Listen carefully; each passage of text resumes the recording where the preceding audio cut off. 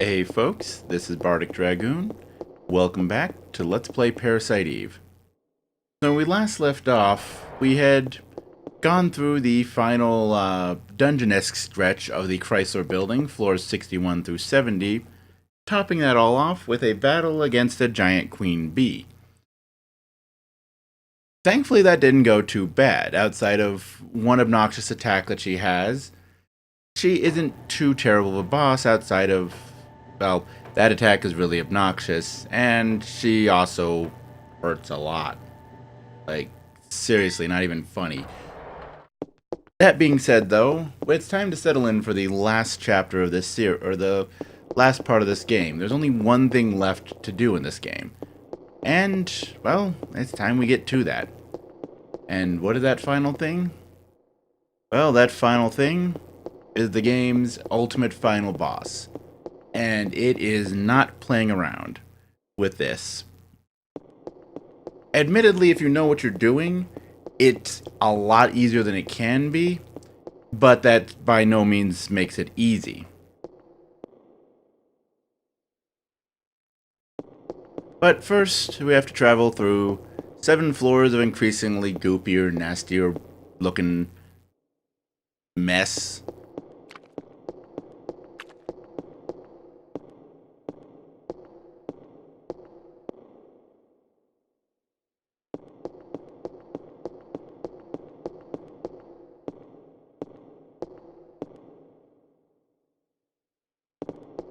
Yeah. Kind of disgusting looking overall, isn't it? Yeah.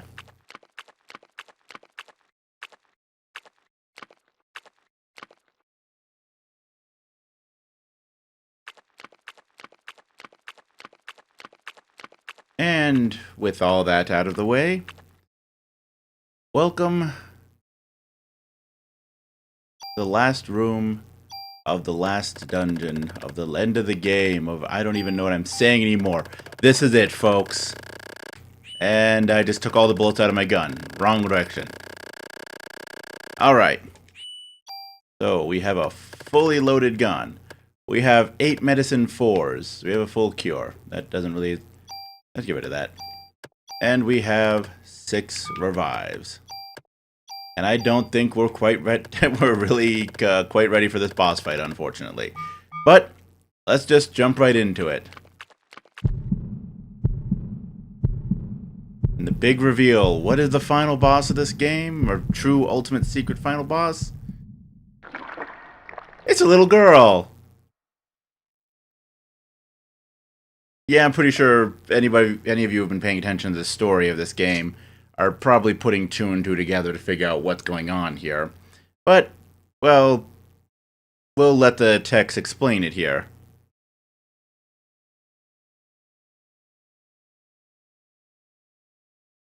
Sort of. Not quite Maya. You're not far off the mark, Aya, though. Or is it Aya? I guess with that whole rhyming thing, I guess it would be Aya. I like Aya better, though. Yes, the original Eve. Which is to say, she sort of is Maya, whatever. Yes. Because remember, Dr. Clamp took the cells from Aya's sister, Maya, after I think Aya was in there too, but both of them and their mother were involved in a car accident and cultured some of the cells, giving some to, or, well, no, not really cultured cells, because Maya's kidney was transplanted into Melissa. Meanwhile, Aya has Maya's cornea, I think it was. But Clamp also continued to culture the cells of Maya's liver, and just separate from that. And basically, it's a backup plan. Purebred would survive, the original. And so basically, it's a clone of Maya that's been fully taken over by Eve, the original Eve, not Melissa Eve. This is getting complicated to talk about.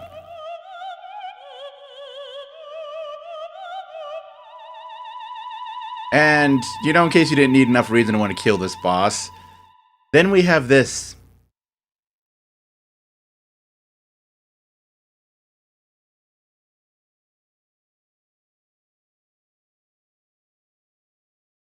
Yeah. Digging deep down into the consciousness of Maya's body, she just pulled Maya out to have a little chat with Aya. 'Cause, you know, nothing more great than having a chat with your long dead sister who doesn't even know who you are because, you know, it's been a good 20 years or so since she died and she doesn't know what happened. And yeah. So that line kind of interesting there. I mean, it seems to him, I mean, was like Eve awakening what caused the car accident, or I don't know. That line right there seemed like one of those things you could probably have way too much fun kind of digging into and taking in, like overthinking there, but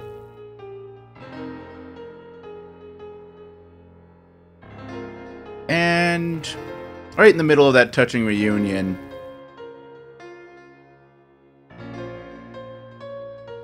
yeah. Like I said, in case you didn't have enough reason to want to kill this boss fight, it pulls stuff like that.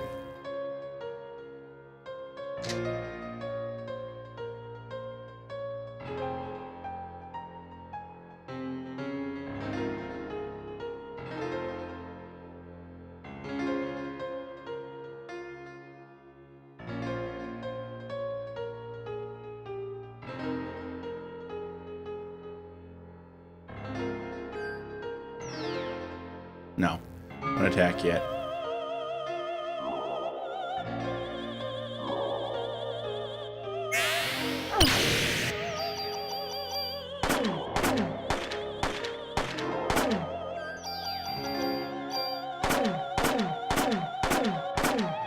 Okay, so there is one distinct truth to this fight, and you have a lot of HP to work through. Do not shoot Eve when Maya is in play, because she will counteract by healing herself for progressively more and more damage, starting with like 1,000 points of health, and then I think it doubles every time after that. Which, considering that this lady here has a good 40,000 hit points, you do not want to have her healing herself. You're already in for a lot of work to kill her. And I'm doing 200 to 300 points of damage, and it's going to take my full clip and then some to actually do enough damage to kill this.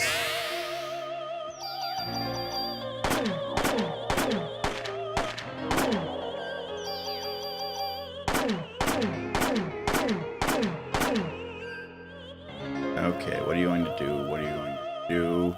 I'm going to summon Maya. Okay. To confuse me. That's great.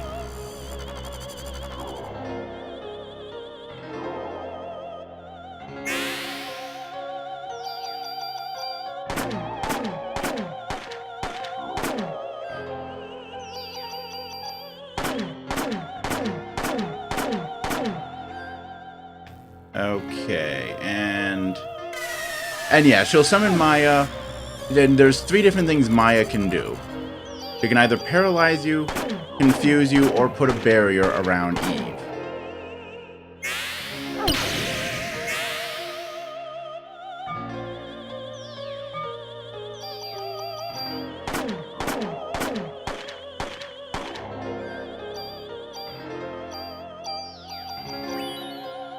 And as I said, you do not want to ever shoot Eve when Maya is in play.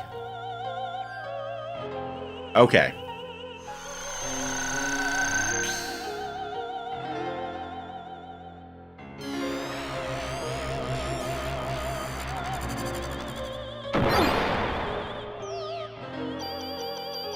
And yeah, whenever Maya comes down and doesn't go towards you, that means either she's about to heal Eve, which you don't want to do and you don't want to ever trigger, or she's about to put a barrier around Eve.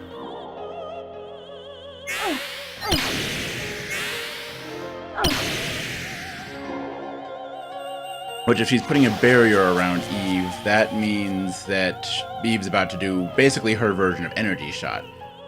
Because I'm sure you've noticed by now, the only two like actual attacks that Eve has here are basically energy shot and a progressively more and more power, like an intermittent version of, oh, what's it called?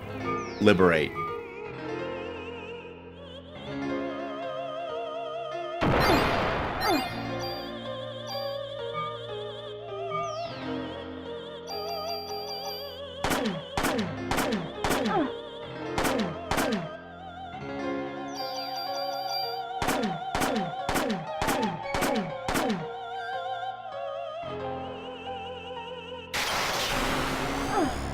And Shadow's gone. Okay. Heal. Pump some lead into this bit.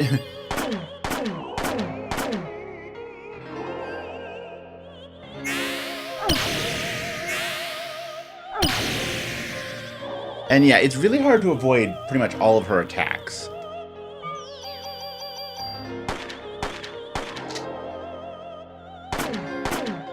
Okay, I should not attack right now, but I really should heal.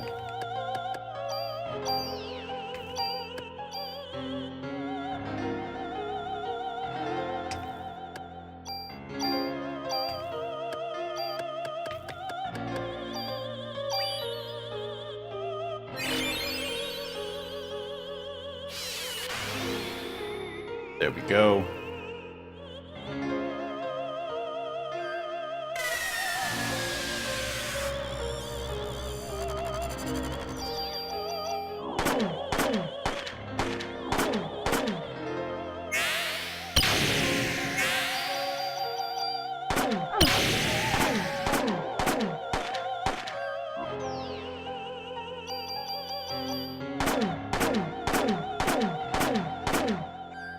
All right.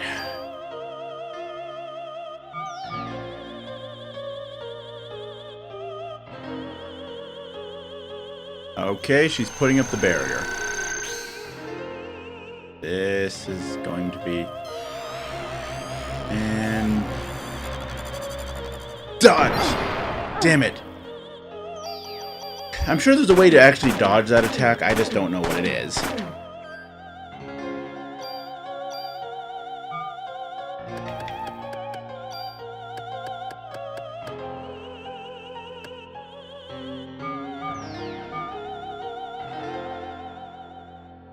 Actually, wait, no. Yep, because I knew it.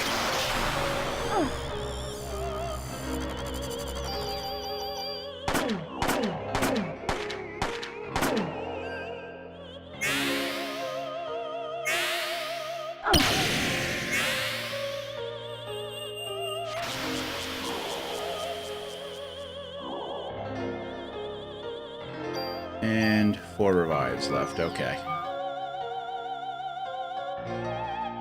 I think I'm starting to get close. Given how many bullets I've gone through, I should be getting close here. Okay, come on, come on, come on, come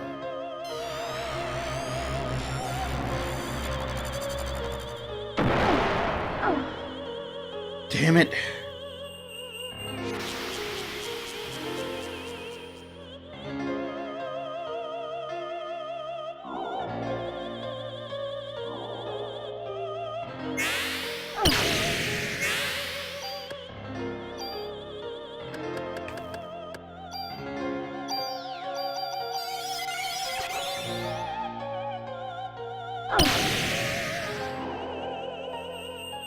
Unfortunately, now it starts to get a bit harder because without being able to properly heal,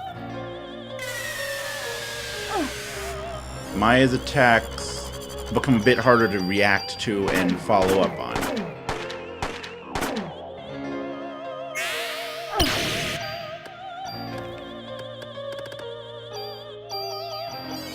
Haha!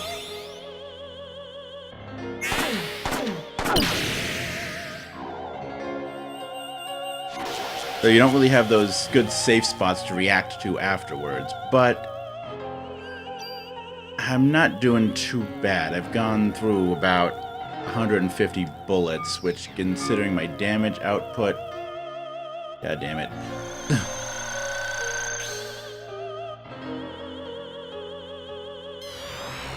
Okay, this is incredibly stupid and dangerous, but I'm willing to give this a shot.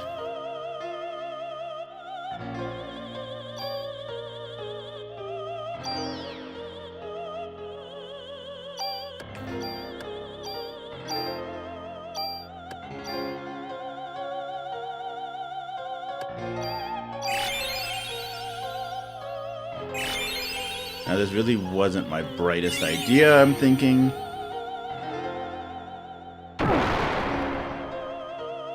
Okay.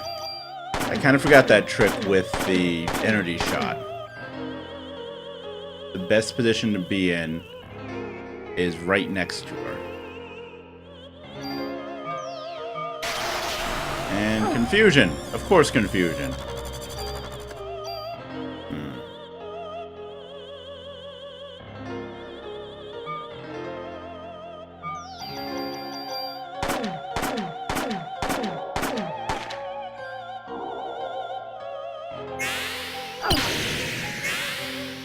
How many revives are we down to?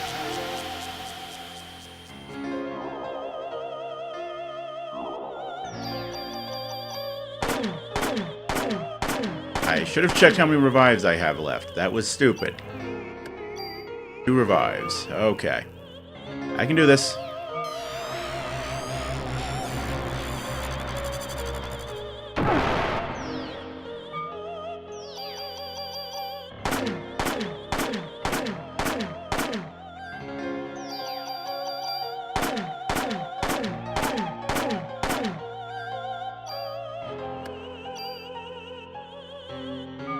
Okay, let's see what she does. Alright, she's calling down Maya. And I can't move. Okay, yeah.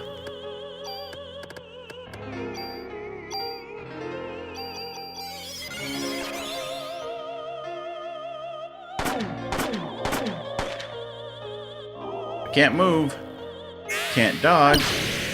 We'll die on the first hit, but...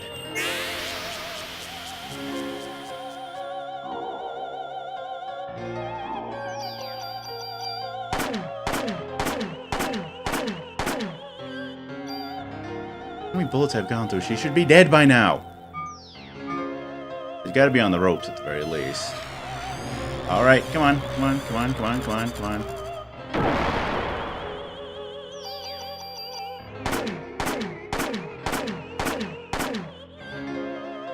You know what? I probably should have gone for another set of shots right there.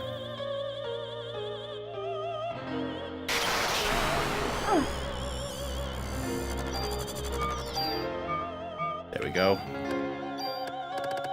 Free raise.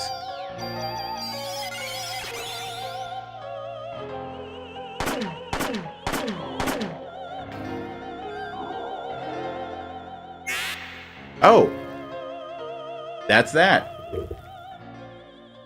Doesn't even get a proper boss send-off. But that's the end of that, folks.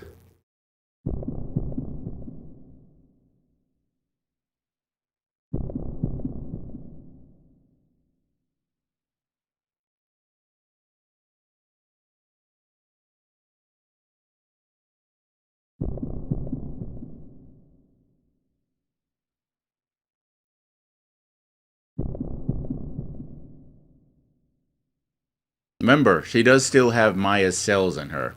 She could just as easily become Eve as, well, Melissa did. I mean, she doesn't have all the anti-immunity, whatever, immunosuppressants that Melissa had, making things worse, but it's still very possible.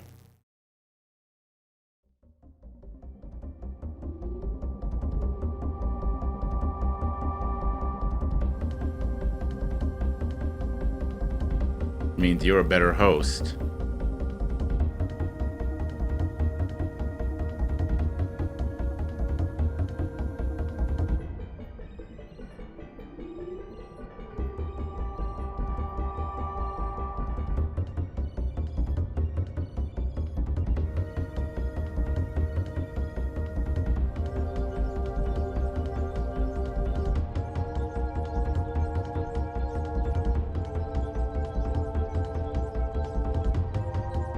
big speech about survival of the fittest, whatever.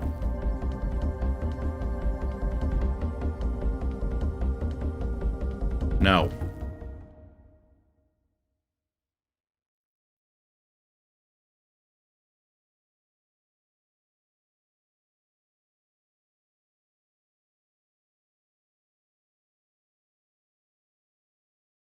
There is someone else. Maya. Her own personal guardian angel against rogue evolution. Or something.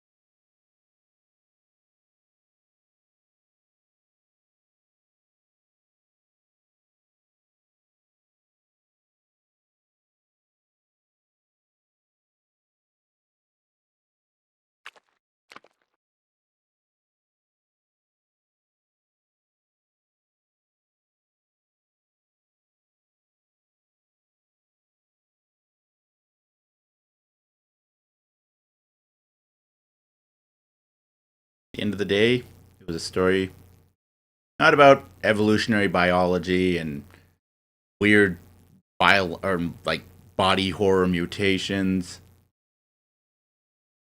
At the end, it's really just a story of two sisters, isn't it?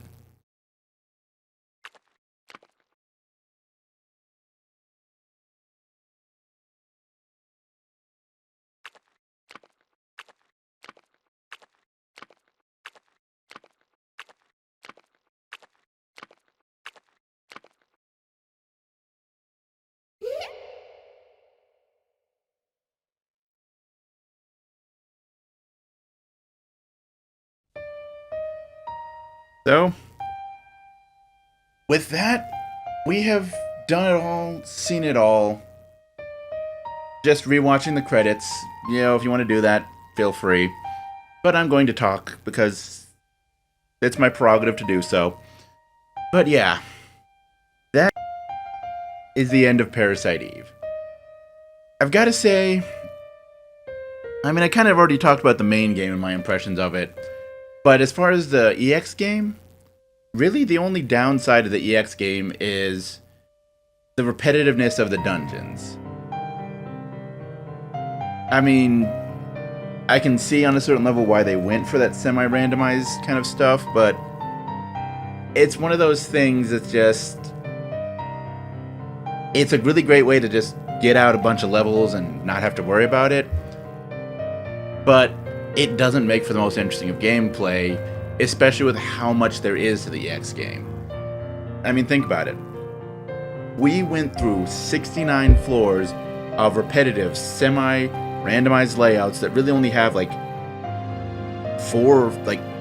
six different possible room pieces that are just fit together into semi-random layouts. Throw in the fact that most of the boss fights are all retreads, so there isn't really a lot of new ground to cover gameplay-wise and content-wise in there, except for the cockroach, the bee queen, and Maya herself, and then the actual exploration of the floor, which even then, most of those, as I said, they're semi-randomized dungeons, and then it throws mostly just beefed up retreads of main game enemies.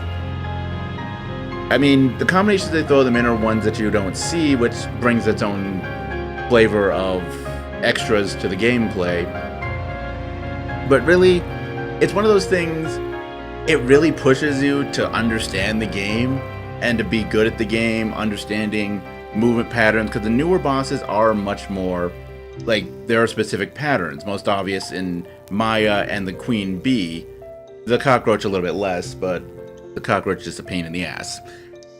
But yeah, the bosses are more designed to kind of really require. They hurt a lot, they have a lot of health, but they have patterns, and it's figuring out and moving around those patterns, figuring out those patterns, getting your weapons to and armor to a high enough level that you can take the hits and deal out enough damage to actually stand against the bosses. It's, in that sense, a really good bonus dungeon. I mean, it pushes your ability to play the game well pretty much as far as the game arguably can push that idea. But as I said, it kind of comes at the cost of the rest of it doesn't really stand up too well. It's lengthy, it's a lot of retreads and repetitive, semi-random stuff. It's like the only real key points are those last two boss fights. Everything up to that, you've seen it before, with the exception of the cockroach, and I just really don't think the cockroach was that well designed of a fight. It just kind of zips around, does its own thing.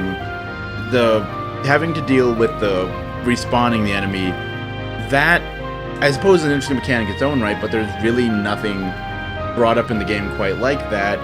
And really the only effective way to deal with it without making yourself go insane is with a shotgun spread. So, yeah.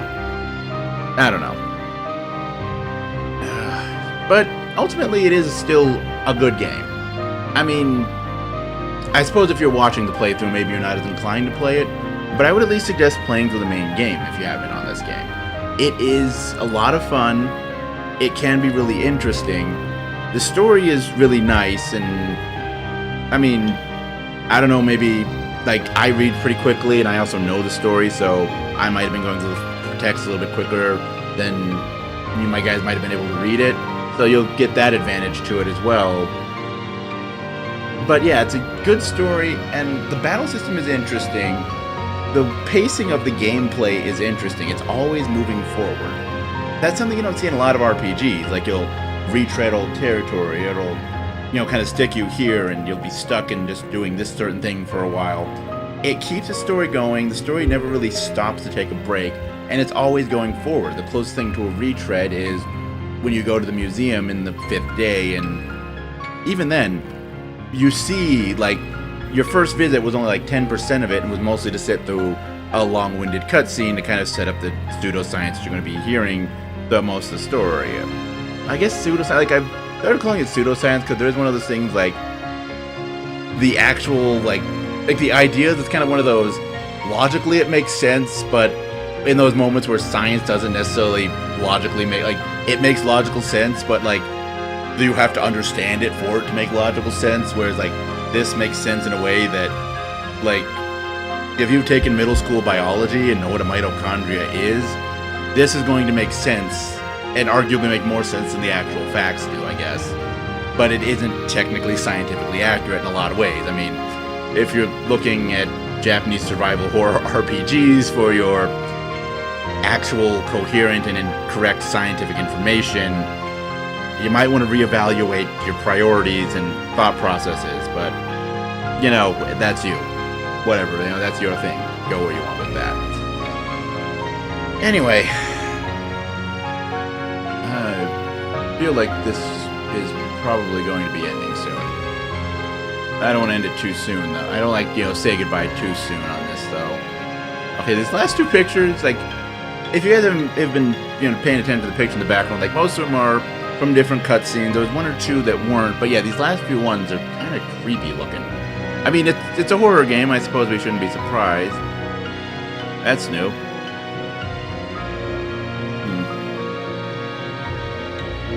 So I guess since I've kind of run out of things to say about the game itself, how about the sequel? I haven't played the sequel. Like, I haven't included the first level. I've got to admit, the way the gameplay, like, as far as the shooting works, feels somehow, like, I like this as an RPG sense, but definitely the sequel is more of an action game. It definitely has shades of Resident Evil in it, or really any survival horror game made on the PS1, because they all kind of stole Resident Evil's thunder mechanically, but it kind of works in a lot of ways. I mean, tank controls are not as bad as people make them out to be.